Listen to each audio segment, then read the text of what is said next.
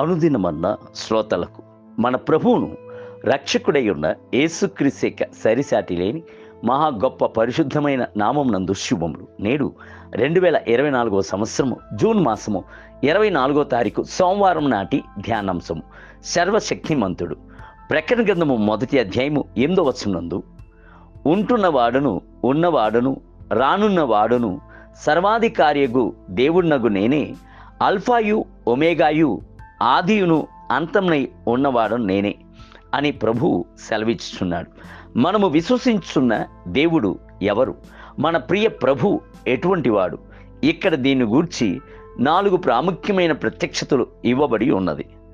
మొదటిగా ఆయన ఉంటున్నవాడును ఉన్నవాడును రానున్నవాడును. రెండవదిగా సర్వశక్తి గలవాడు. మూడవదిగా అల్ఫాయు ఒమేగయై ఉన్నవాడు.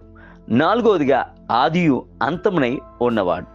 ఒక వజ్రమునకు పలు అంచులు కలదు. అట్టి వజ్రమును ప్రకాశవంతమైన వెలుగు వద్దకు తీసుకుని వచ్చుచున్నప్పుడు ప్రతి ఒక్క అంచును ప్రతి ఒక్క విధమైన వెలుగును వీచుచున్నదై ఉండును. అదే విధముగా ప్రభునకు పలు నామములు కలదు. ప్రతి ఒక్క నామమును ఆయన స్వభావమును గుణాతిశయమును బయలుపరచుచున్నది. ప్రభునకు దరిదాపులు 272 నామములు కలదు. అందులో ఒక ప్రాముఖ్యమైన నామము సర్వశక్తిమంతుడు అనుటయై ఉన్నది. ప్రభునకు సర్వముపై ఏలుబడియు అధికారము కలదు. శక్తియందు ఆయన మహత్యము గలవాడు, మహా గొప్పవాడు. సర్వశక్తిమంతుడు అనుట హెబ్రీ భాషయందు ఎల్షడాయ్ అని సూచింపబడి ఉన్నది. ప్రభు అబ్రహామునకు దర్శనమైనప్పుడు, నేను సర్వశక్తి గల దేవుడును, నా సన్నిధిలో నడుచుచు నిందారహితుడివై ఉండుము అని చెప్పాను. ఆదికాండం 17వ అధ్యాయం 1వ వచనం. యెహోవా సబయోత్ అనుట కూడాను అదే అర్థము గలదై ఉన్నది. ఆకాశమందును భూమి యందును సర్వ సైన్యములను త్రోవ నడిపించుచున్నవాడు అనుట దాని అర్థము. మనము సర్వశక్తిమంతుడు నా సొంతమాయను, మృత్యుంజయుడు నా జీవమాయను అని పాడి స్తుతించుచున్నాము కదా. సర్వశక్తిమంతుడైన దేవుడు తన యొక్క అనంత శక్తి యందు గల ఒక భాగమును ఆయన యొక్క బిడ్డలై ఉన్న మనకు అనుగ్రహించుచున్నాడు. ప్రభు సెలవిచ్చుచున్నాడు, నేను మిమ్మును చేర్చుకొందును, మీకు తండ్రినై ఉందును, మీరు నాకు కుమారులను కుమార్తెలై ఉందురు. కొరింథీయులకు రాసిన 2వ పత్రిక 6వ అధ్యాయము 18వ వచనము. సర్వశక్తిమంతుడు మీకు అనుగ్రహించున్న అధికారమును ఉపయోగించుకొనుడి. యేసు సెలవిచ్చెను, పాములను తేళ్లను త్రొక్కుటకును శత్రుబలం అంతటి మీదను జయించుటకు మీకు అధికారము అనుగ్రహించున్నాను. ఏదియు మీకెంత మాత్రమును హాని చేయదు. లూకాసు వార్త 10వ అధ్యాయము 19వ వచనం.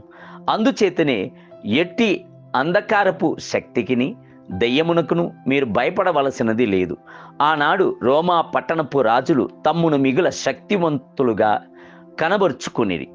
వారు లోకమెక్క అత్యధిక భాగములను జయించిరి, తమ్మును దైవం వలె కనబరుచుకునిరి. అయితే అట్టి రాజుల యొక్క అంతమును చూచినట్లయితే వారిలో అనేకులు మతి సిమితము లేని వారిగాను ఎర్రివారిగాను ఉండుటను చూడగలము. వారికి శక్తి ఉండెను, అయితే సర్వస్వంపై శక్తి లేదు. రోమా సామ్రాజ్యమునకు పూర్వము క్రైస్తవులు అల్పముగా ఎంచబడి, అయినను చిన్నమంద భయపడకము అని చెప్పి దేవుడు సర్వశక్తిమంతుడై వారిని కాపాడెను. దేవుని బిడ్డలారా, నేడును ఆయన రాజాది రాజుగాను సర్వశక్తిమంతుడిగాను పరిపాలించుచున్నాడు. నేటి ధ్యానమునకై సర్వశక్తి అగు దేవుడు మహత్యము గలవాడు. ఆయన మనకు అగోచరుడు. న్యాయమును నీతిని ఆయన ఎంత మాత్రము చెరుపడు. యోబు గ్రంథం 37వ అధ్యాయము 23వ వచనము. నేటి వేద పఠనము ఉదయం యోబు గ్రంథము 1 మరియు 2 అధ్యాయములు, సాయంత్రము అపోస్తల కార్యము 7వ అధ్యాయము 22 మొదలుకొని 43 వచనములు. ప్రభువు మిమ్మలను దీవించునుగాక. ఆమేన్.